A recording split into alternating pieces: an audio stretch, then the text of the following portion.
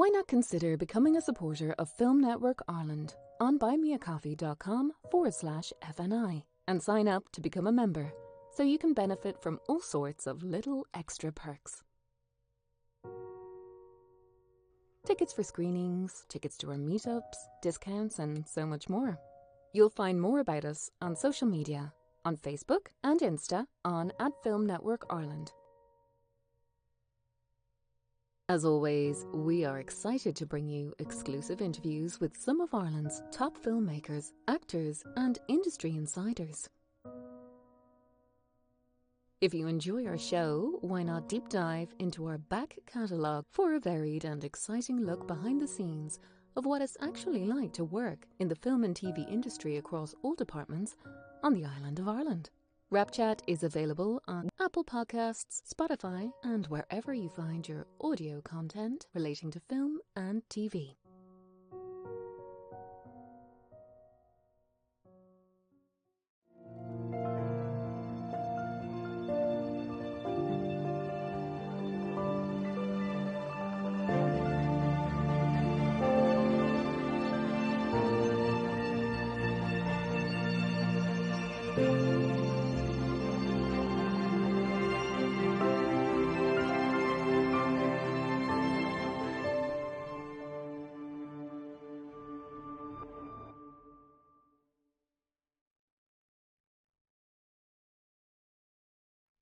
Hello and welcome to another episode of the FNI Wrapchat podcast.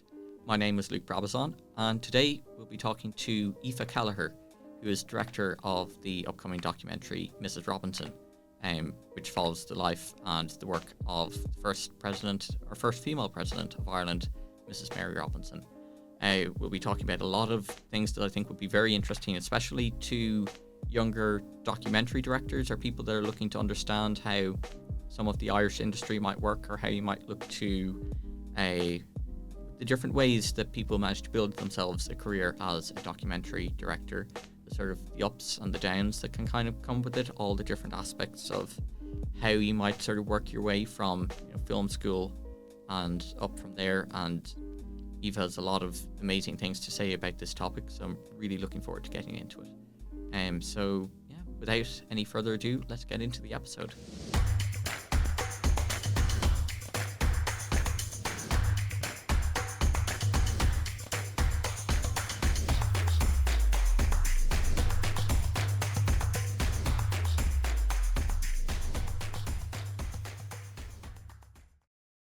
Hi Aoife, welcome to the studio. Thank you very much for coming in, and congratulations on the film Mrs. Robinson. So it's out soon, August 23rd, and I saw it recently. I thought it was fantastic, so I'm really looking forward to other people getting to see it as well, because it's a very important film about a very important person who cares about very important things. I think it's fantastic. But I thought I'd start this by talking a bit about what got you into filmmaking in the first place, and what sort of got you from there to where you are here.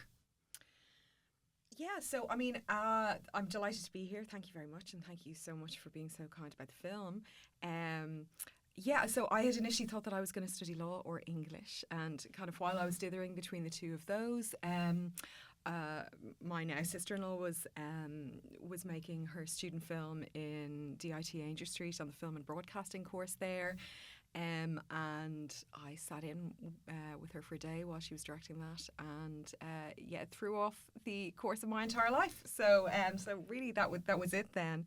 So I studied on the same course in Ainger Street, and that was it really throughout the entire course. I thought I was more interested in drama, but after I graduated, I immediately started working in documentary. So so that was it.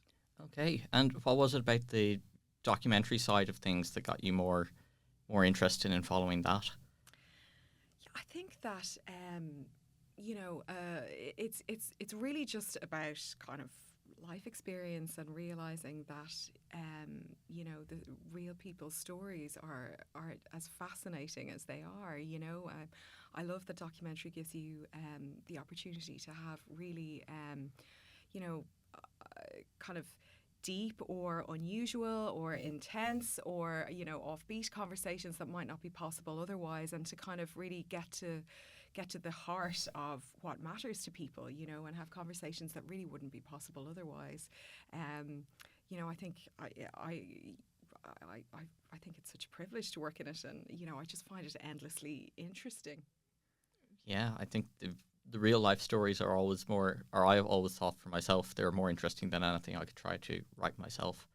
And it is a really interesting sort of career path, in that the people that you get to meet and the stories that you can sometimes be allowed access to are really amazing things.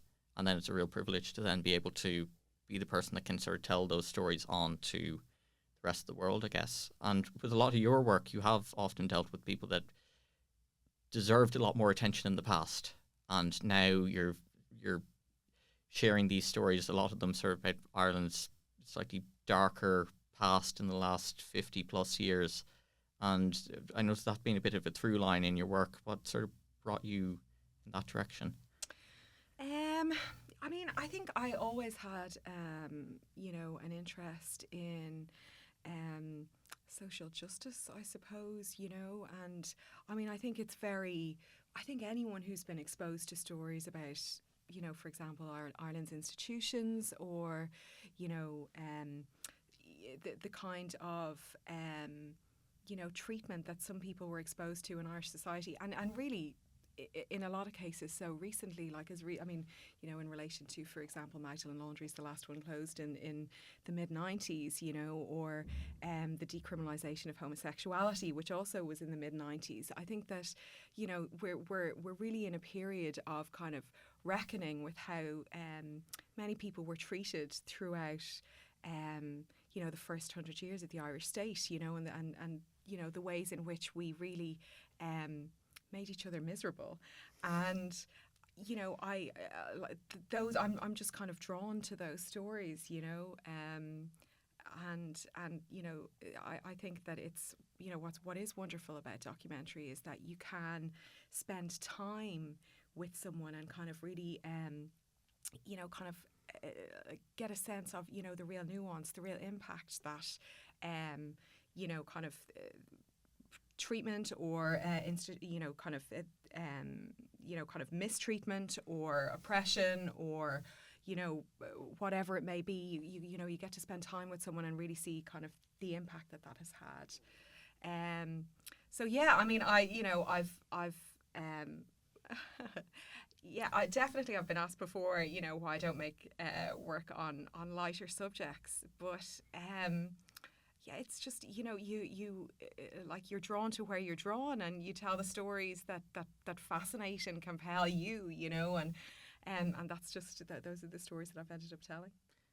Yeah, you know, that's fantastic. And I guess with a job like this, so much passion does need to go into it. It would be very difficult to put that amount of hours or that amount of time into a project if it wasn't something that you really cared about, sort of the core of it, or felt the importance of sort of telling that kind of story.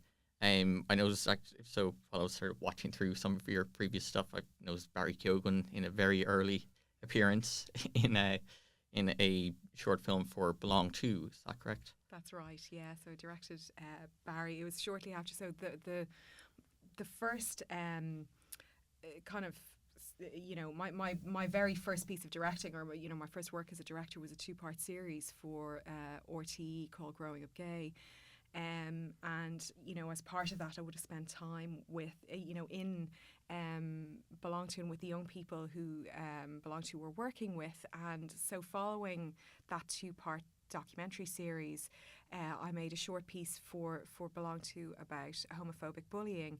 And yeah, so Barry, I mean, actually, what happened was Kirsten Sheridan had been working with Barry and recommended him, and I mean, he was extraordinary then. He was, you know, he's magnetic and charismatic, and, you know, it was an extraordinary. I mean, it was the first piece of drama that I'd done since college. So working with him was extraordinary, and actually that was co-directed with my sister-in-law Anna Rogers. So we worked on it together, and we met Barry. So that was really extraordinary. And actually, yeah. So I've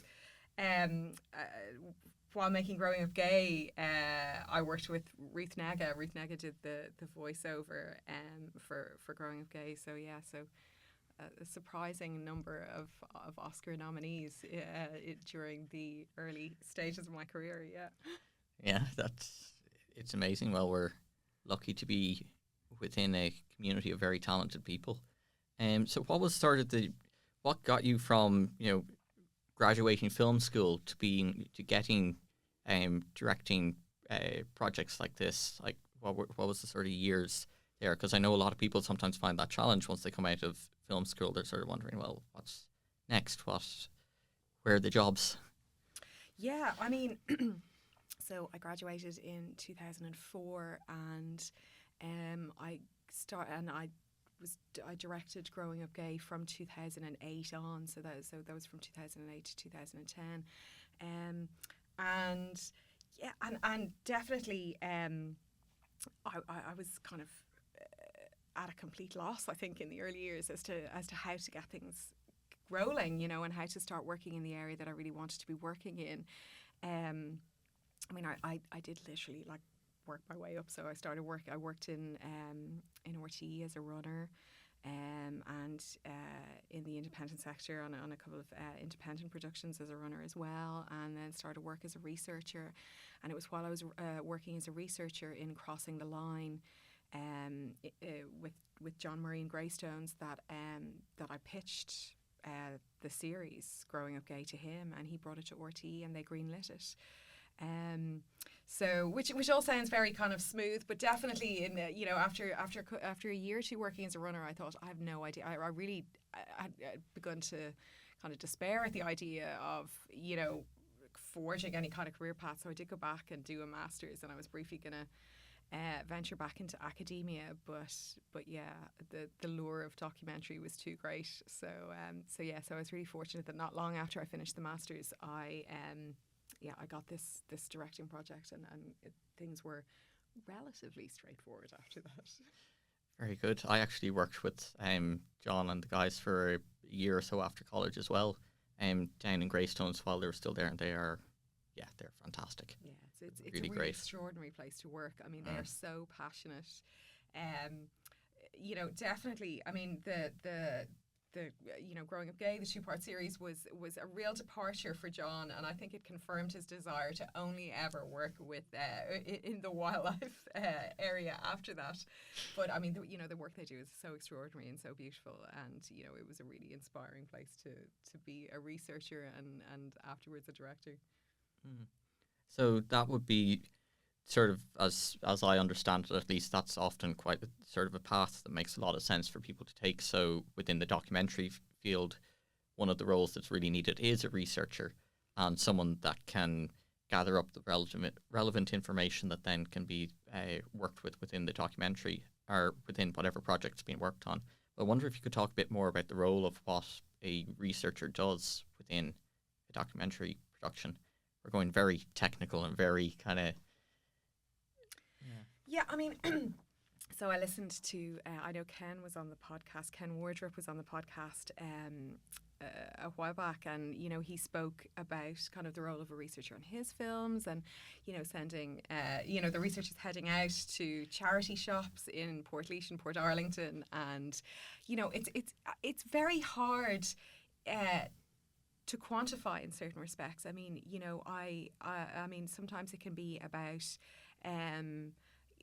going out into a community and letting people know that a documentary is being made, and just ensuring that everyone is very kind of comfortable with the idea and doesn't feel, that their privacy is being infringed. So I worked as a researcher on a series that was in the Rutland Centre, which is a kind of rehabilitation centre for people who are in addiction. And a lot of my role as researcher was just letting people know that there was a documentary taking place, that people would only be featured or filmed if that was something that they wanted, and and that ultimately the aim was that their rehabilitation and that their time in the Rutland Centre wouldn't be disrupted in any way. I mean, it can be about talking to people, finding kind of unusual stories, creating word of mouth. I mean, it can be, as Ken discussed as well, about kind of, liaising with organisations in a particular area. I really enjoy doing my own research, actually. So, I think that I've always found it, or certainly being involved in that process insofar as, spending a bit of time, whether it's in a community, with a group of people, with a family, and kind of whatever may have been your sense of what the story was, while you were writing your pitch, while you're writing your treatment. I mean, that can often change during the kind of the research and development process, and so it's a part of it's a part of the process that I really like to be involved in. Okay, and I suppose then, you are very much working out what the real story will be. And I think one of the great things you can get out of documentary is the depth at which you can kind of explore things, both as the filmmaker, when you're able to hopefully spend a lot of time with these people to really understand their stories, but then within a film you've got your hour and a half, or, well, depending on the length, it can be any amount of time, but hopefully enough time that you are able to give sort of a deeper picture of something than you might if it was another form of media. So was it soon after that you made 1 Million Dubliners then, or? Yes, so it was. So I made Growing Up Gay went out in 2010, and 1 Million Dubliners. Yeah, so it was that process began, about, I think it was about 2 years after that. So that was. I mean, that one was just. So much of that experience, I suppose, until the end when it became more complicated, but so much of that experience was really wonderful, So I'm a North Sider myself, and Glasnevin, O'Connell's Tower, and all of that was really kind of part of my skyline always, So being able to spend so much time there and getting to know the people there, getting to know the stories, understanding the significance of it, beyond, initial preconceptions, and it was incredible. It was an incredible experience. Okay, yeah, it's I think there is a lot of value in making projects about things that you know at least a bit about, or that you've got some sort of kind of cultural understanding of, and I think that often leads to a lot more trust within the from the people that are featured on camera as well. Do you have any particular way that you might work with someone that isn't particularly camera or experienced with dealing with media or being on camera? Is there certain ways that you might sort of make someone feel more comfortable and ready to sort of be vulnerable with the camera? Is it very much a sort of case by case and trying to meet people where they're at?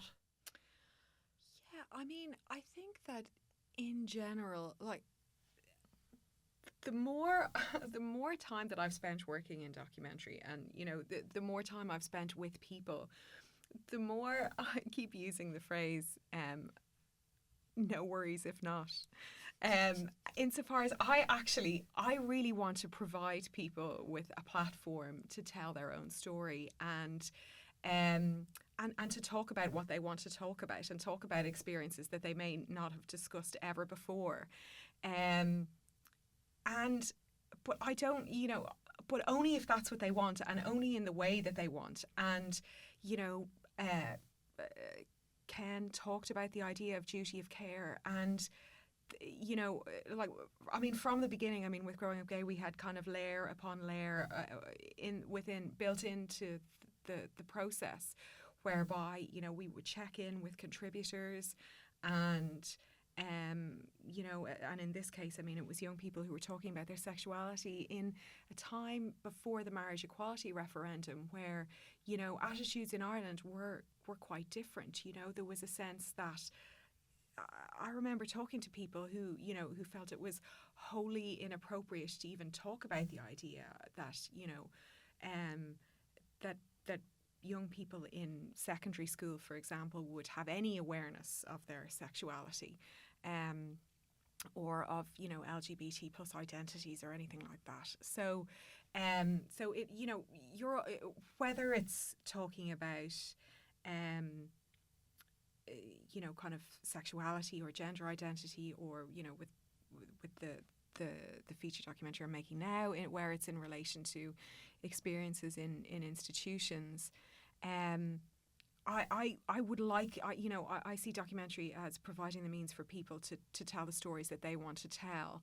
So if they want to, we'll talk about, or try to make it as conversation as possible, and to enable them to tell the stories that they want to tell. But there's very little preparation. I mean, I think that, the interview for me is kind of really the central part of the process of making a documentary, and I really just want it to be about someone telling their story the way they want to tell it. Okay, yeah, excellent. I do agree. I think if there's any sort of forcing of things going on, well, it's very clear and it's very awkward if any of that stuff is sort of broadcast and shown. So it's always something to avoid, I think. Yeah, I mean, at least in this kind of work. Absolutely, and that's what I just keep saying as a mantra now. No worries if not, and you don't have to if you don't want to, and we don't. And if there's anything you don't want to discuss, and I really do think that's so important. And the reality is that often within documentary, people do want to tell, or to talk about their lives and experiences, and maybe they're kind of anxious about the process, and it's only through the interview that they realise what they want to tell and how they want to tell it. So on the documentary I'm working on at the moment, there were two women who weren't sure if they wanted to appear face to camera, if they weren't sure if they wanted their names to be mentioned, and that was completely agreed at the outset. But actually, through the process of doing the interview and conducting the interview and telling their story, they experienced extraordinary catharsis, and have been telling, have told it again and again since, and are really starting to own it. So it's wonderful, but and extraordinary. But I mean, honestly, that doesn't necessarily happen every time. And, it's not always, people don't always find it cathartic to tell their stories, and people don't always, necessarily want to, be in the public eye. So, it's about facilitating that and being willing to, to lose contributors if that's what they want, and with kind of duty of care always being paramount. Mm-hmm. Okay, yeah. And I guess that brings me around then to the next sort of question would be, how would you structure a production of a documentary then? So I imagine there's sort of the planning out, and of course you need to go for funding, and then you probably have a bit of an idea of what you're going to be doing, but then would the interviews come from there, and then that leads to a restructuring, or how is there a sort of somewhat standard process that you might follow within this? Or I'm wondering where the interviewing comes within the creation of this. Yeah, I mean, sometimes. So, for example, with Mrs. Robinson, the documentary really began with a series of interviews, so kind of 12 hours of interviews, that ultimately formed the basis of the documentary. And obviously there was a lot of archive in that film. So, that's a case of where, in that kind of scenario, you have a very strong sense at the outset of what the story is going to be, and that there's less of, it's not really about finding the story in the edit in that kind of scenario. It's about kind of, putting all the pieces in place, building it up with interview, archive, and any additional contributors. But sometimes then, obviously in a more observational documentary.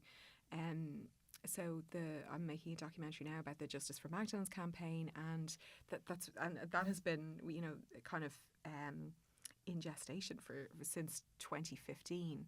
So there's a lot of filming has taken place over that time, and there is more of a finding the story in the edit. Mm-hmm. So it kind of depends really. I think it can be a combination of both. You set out with a particular story in mind, but you leave room for serendipity, I think. That's fantastic. Then how does funding work in a situation like that, especially when you've got one that's been sort of in development, where every day costs thousands, and then if you're still sort of, does it just require putting a lot of faith in the project, or would you have went for development funding first, or how did you approach that for the? Yeah, I mean.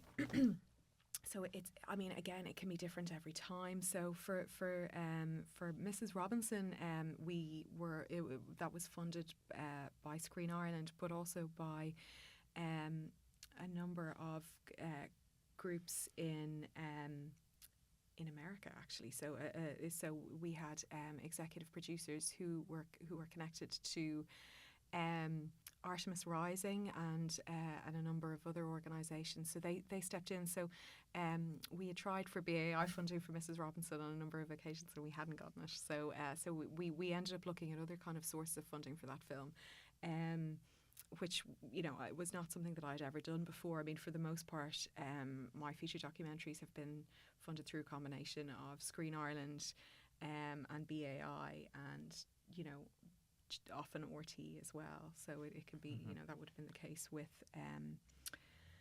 1 Million Dubliners. So Mrs. Robinson was a little bit unusual in that regard, insofar as we had this, American funding as well, and these and a group of very kind of high-powered female executives who were very interested in telling the story of Mary Robinson. Okay, very good. I mean, it makes a huge amount of sense, because at least from the Irish perspective, we would assume the story about our first female president is a very Irish story, but especially what she does now, UN ambassador, and then more climate action, it is extremely international. And then, I mean, the film has very strong sort of empowering message, and it's I think a big thing that sometimes people might miss with funding is there's often more groups that will be really interested in the message that you're looking to communicate than you might first think. And so in a way, it does make quite a lot of sense that there be other routes just outside, further than just within Ireland, for funding for projects like this. Yeah, I mean, sometimes, I mean, it as I said, it's project to project, and I mean, in the case of the radio documentary that I made with RT, which was about Magella Moynihan, who was a guard who became pregnant as the term was, out of wedlock in the 1980s, and who was really pressurised by Garda Síochána to give up her son for adoption. And I had explored kind of multiple avenues of funding, and but it can take a long time. I mean, as I said, the documentary I'm making at the moment, that was 8 years. Kind of trying to put the various kind of pieces of funding together, but Magella really wanted to tell her story, and she was really ready to put it out there. And so, in order to do it very quickly, we did it as a radio documentary with really, I mean, micro funding. So it can, I mean, the funding process, I mean, it can be frustrating, especially if there's a time sensitive piece. But yeah, so when when it's urgent, you have to be willing to explore other avenues. Yeah, it's, I guess, with a lot of, let's say, fiction films, like a script can be written and held onto, but yeah, the time sensitive nature can be quite serious. Like, you want to get someone while the most important and the most interesting thing is happening, or maybe they're just right now is the right time to tell a particular story. Like, it's I think it might be something that will be seen in a lot of the things that you made now wouldn't be seen as any way sort of pushing the boundaries of where society is currently, or some of the older projects, but then at the time they were much more, there was massive things that people needed to learn that we hadn't learned at that time, like the work with Belong To.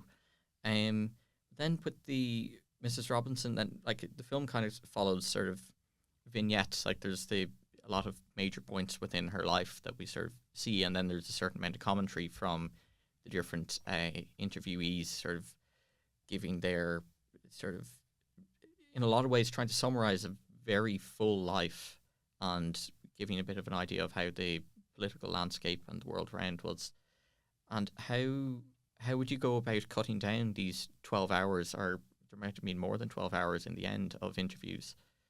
And would you sort of transcribe and then try and break it down from there, or? Yeah, so I mean, we would have had, so it was 12 hours of just Mary Robinson herself. So then, and Okay. additional. So that was before any of the other contributors were factored in. So it was just, we would have transcribed them all and trying to kind of, establish kind of the key moments. I mean, the aspects of her life that I was most interested in, was like the kind of the early years of her career, which I, would have been the aspects of her life that I knew relatively little about. Would have been aware of, that she had been outspoken during the divorce, the first divorce referendum, and and would have been very vocal as well. For example, during the X case, but yeah, the fact that she had been really pivotal in ensuring that women would be granted the right to sit on juries, for example, in kind of in establishing a system for free legal aid. So it was a really kind of fascinating period of her career, which overlapped with the Irish women's liberation movement, and that extraordinary footage of the contraception train, where Nell McCafferty and other members of the liberation movement went up to the north and brought back down pills and kind of and condoms, and kind of dared the police to arrest them back when they arrived back in Dublin. So the footage is extraordinary, and it's amazing. And so that was the period that I was really drawn to initially, and also her involvement then in the decriminalisation of homosexuality, and her connection to David Norris. So that that was where we started, and it just and then obviously that presidential campaign, which was so fascinating. There's an amazing archive as well. So working with the archive was a joy, really. And it's interesting, the point that you made, that once certain, I mean, it can seem like when society changes, and changes as rapidly as Irish society has, things can be regarded as settled. We get a sense of ourselves as being kind of progressive or tolerant, or diverse or accepting, and I think it's really valuable to look back at how much things have changed, and how certain key battles were won, and to get a sense of what has been achieved and how precious those achievements are. Yeah, I think so. It's like everything. Watching through the film was sort of like a endless hits of just so much hard work, and so much dedication, and so much perseverance. But I noticed also you didn't really shy away from some things that mightn't be considered maybe not have been the best decisions, and it does give a much more rounded view of her as a person. And would there have been thoughts on kind of how, like, when you're choosing I don't know exactly how many sort of major keystone moments there are within the documentary, but I'm sure there were some things that needed to be left out, or would there be some sort of thought process in how, let's say, if the different scenes feel like they're, I guess, authentically portraying Mary Robinson, or is it? I'm wondering how you choose which scenes are kept and which mightn't be made into story beats within the film. Yeah, I mean, I think, I mean, it's an argument that you can continue to have with yourself afterwards, actually, and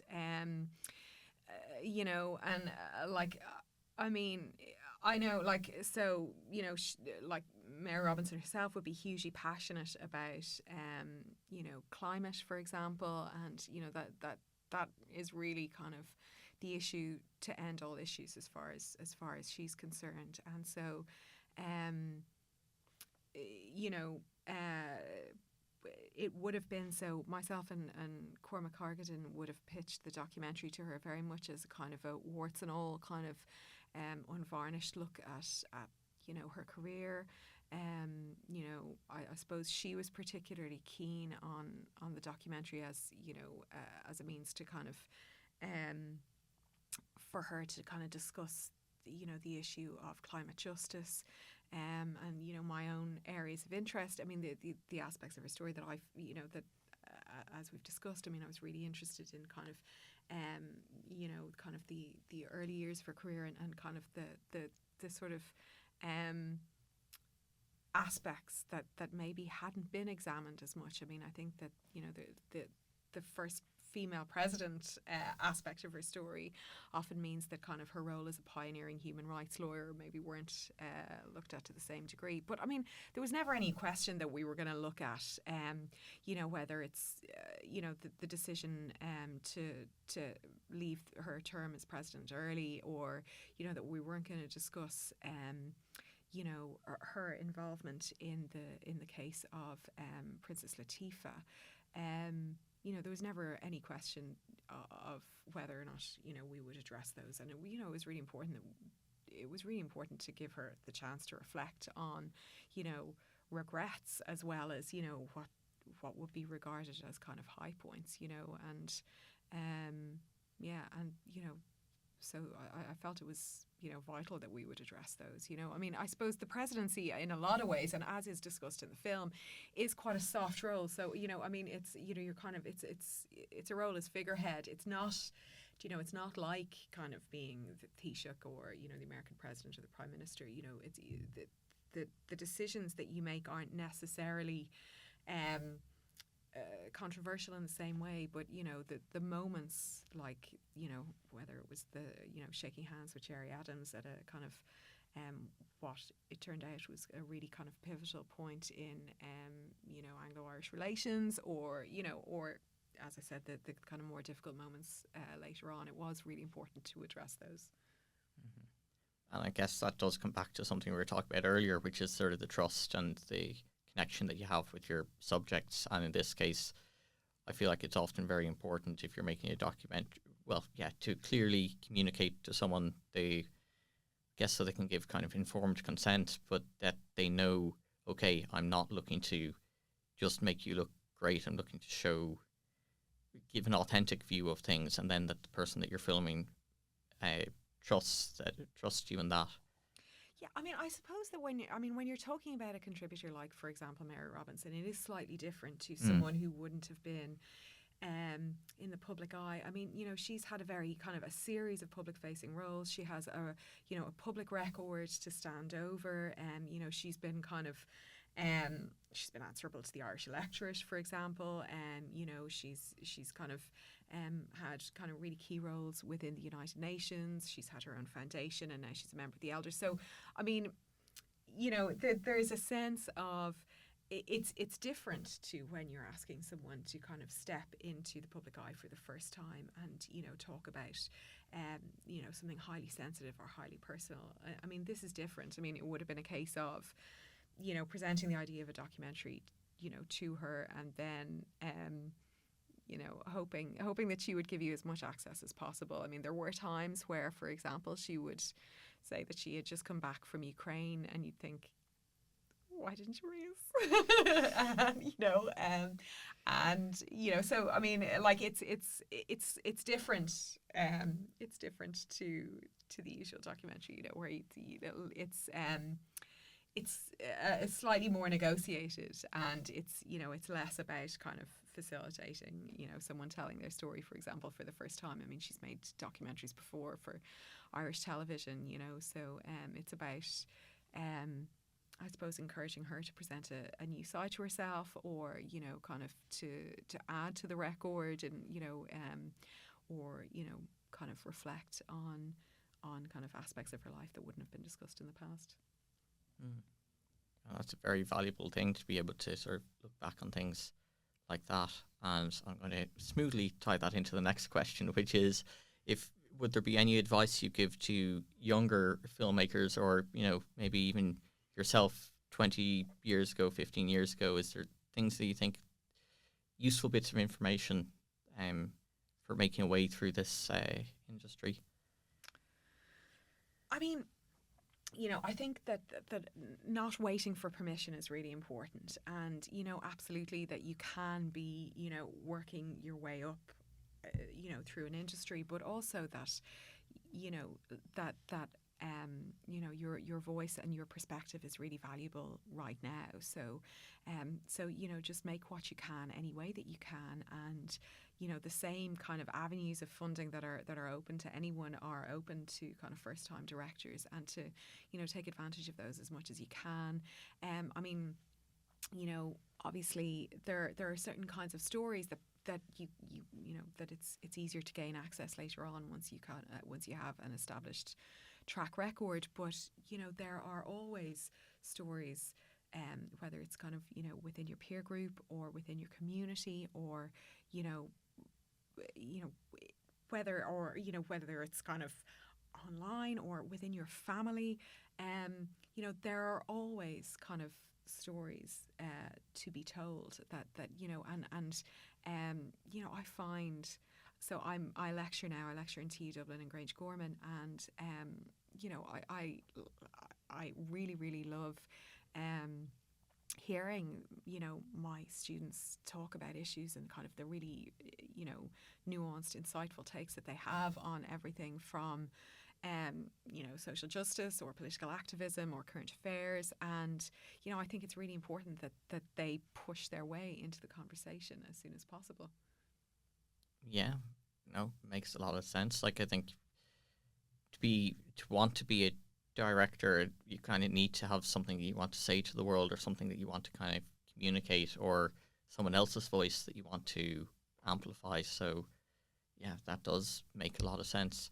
And then in terms of the sort of, let's say, the day-to-day, week-to-week, year-to-year of this kind of job, like, I know most of us, and something that I think I noticed in the last maybe 5-10 years, or at least when I started coming into the industry, it seemed at the start that people were starting to do multiple jobs or multiple roles, and at one point that seemed like a bit of an odd thing for someone to do, to be, let's say, camera operator, but then maybe also editing a bit, or also doing directing, or also doing writing as well. And I do remember that very much being sort of discouraged, and a bit more of a, okay, pick a lane, let's stick to it. But now it seems like a lot of people are kind of covering quite a few different roles, or have, let's say, their larger projects they're looking to try and make happen, while then having more regular work that is coming in. And I don't know, I'm wondering, is that something, a change that I just was noticing as I was coming up, or do you think that is the sort of way that most people have found to make this job viable, by having quite a few different, let's say, revenue streams or routes? Yeah, I mean, my experience has been that, people don't necessarily pick a lane and stick to it. So, I'm working, on the documentary that I'm making at the moment, it's being edited by Emer Reynolds, who is also an extraordinary director. So I'm very glad that she hasn't stuck to the directing lane, because she's an extraordinary editor and an extraordinary director, and enjoys both. I mean, Cathal Waters, for example, who shot much of 1 Million Dubliners, went on to shoot Peaky Blinders, and has Love Hate, and has done extraordinary work in film drama and television drama. And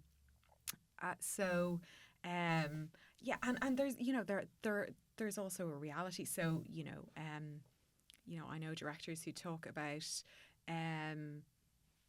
you have this sense that you'll be able to kind of, beautifully curate your oeuvre, and, but also, and only take on kind of, the most meaningful possible projects. But you do also have to, pay a mortgage or pay your rent, and you have to live and you have to eat. So, whether that's, Ken Wardrobe having, an advertising wing, and, combining Antidote with Venom, or, whether, for a long time I combined work in film with work in television, and now I lecture, which, has has been, it's a really kind of energizing and inspiring kind of strand. I think it's great to work with students and really revitalizing. So and that's I know a lot of other directors. So Anna Rogers, who we've mentioned, lectures, and as does, for example, Ross Whitaker, and it's about doing what you can to make it work. Absolutely. And then also, I think, really being involved in your community as well. And I suppose through that, you're getting to see the next generations coming up, but then you're also getting to have regular contact with other people working, because I know, like, directing can end up being quite a lonely space. It's similar to, let's say, writers, where most of their work can end up just being sort of done on their own and kind of to a certain level of isolation, depending on how you make your work happen. But I've always found that the more you can be connected to the network of people around you, the better you are, but for the contacts or for often just for the perspective, I think. It's amazing. It's very it's like therapy sometimes, getting together with other directors and whining. It's or like talking meaningfully about the process and the various challenges. It's great. It's great to have a community of filmmakers to kind of to bounce ideas off and also to commiserate with, or it's really vital to have that community, I think. And so like going into an edit with Emer Morales all the time is amazing, and and just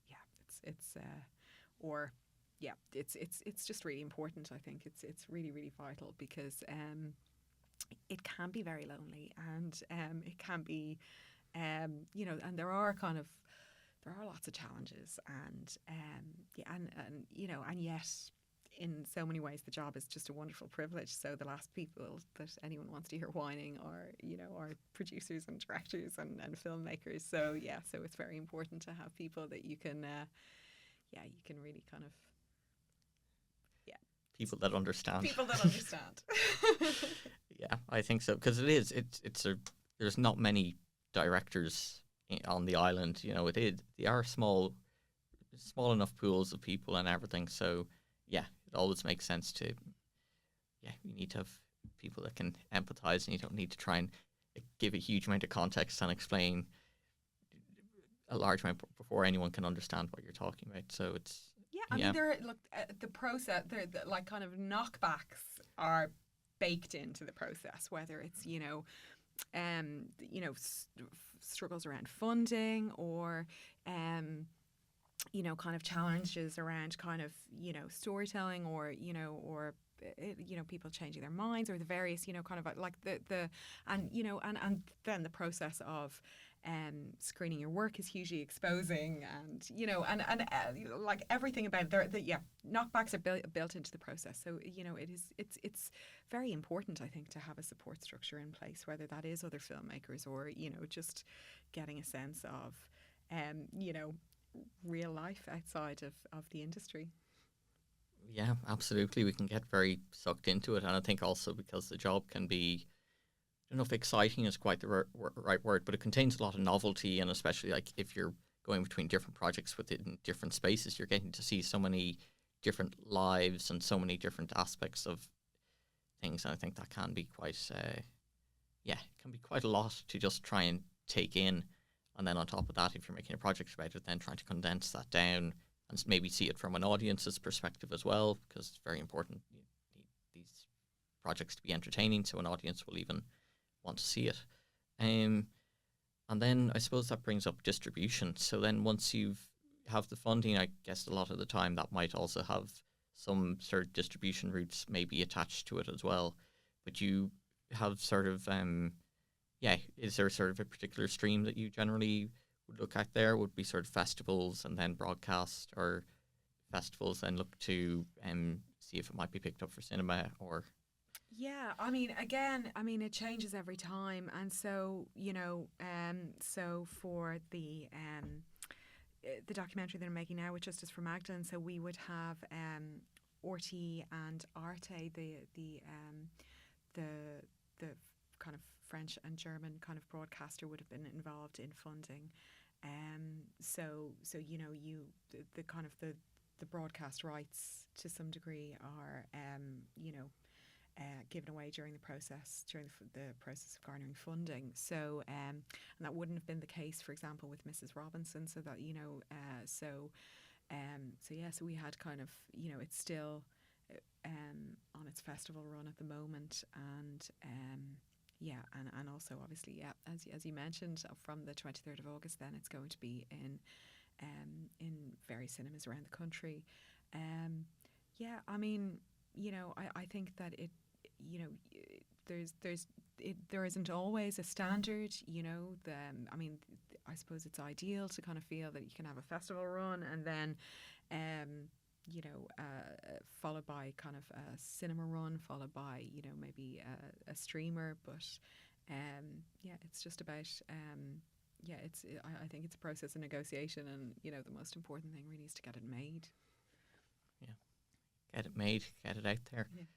Thank you very much for joining us on the podcast today. This has been a fantastic conversation, and everyone get yourselves out to the cinema August 23rd. Because it is quite an important thing, isn't it, when a film comes out, especially like an Irish film, that people see it quite early. So the sort of the viewer or the ticket sales are there essentially to hopefully bring things out further. And it's a story that really, I think a lot of people would really appreciate seeing. So thank you very much. Thanks a million, Luke.